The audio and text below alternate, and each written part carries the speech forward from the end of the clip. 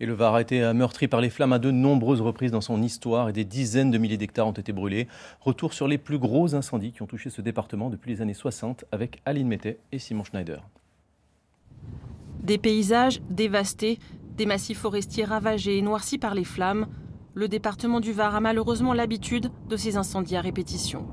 Tous les 10 ans, un nouveau feu embrase le massif des Morts et assiège les communes du golfe de Saint-Tropez. En 2017, grosse frayeur pour les vacanciers qui s'étaient réfugiés sur la plage de Bormes-les-Mimosas, impuissants face au panache de fumée noire. En 2003, dans les Morts et les Stérels, 20 000 hectares disparaissent. Le feu est très rapide.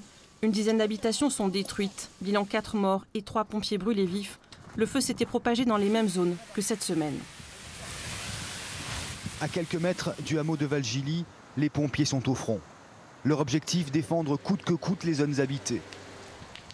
Dans les années 80 et 70, les flammes ravagent chaque été des milliers d'hectares et s'approchent dangereusement des maisons. En 78, les Canadair, ces avions bombardiers d'eau, sont déjà en action pour aider les moyens au sol.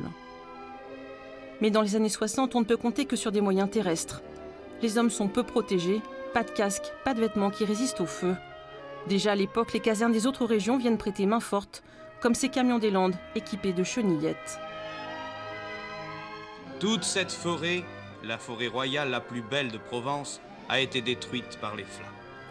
À chaque fois, c'est le même cocktail explosif, sécheresse, vent, imprudence humaine ou volonté criminelle. Depuis 1973, une base de données a recensé 14 284 incendies dans le Var.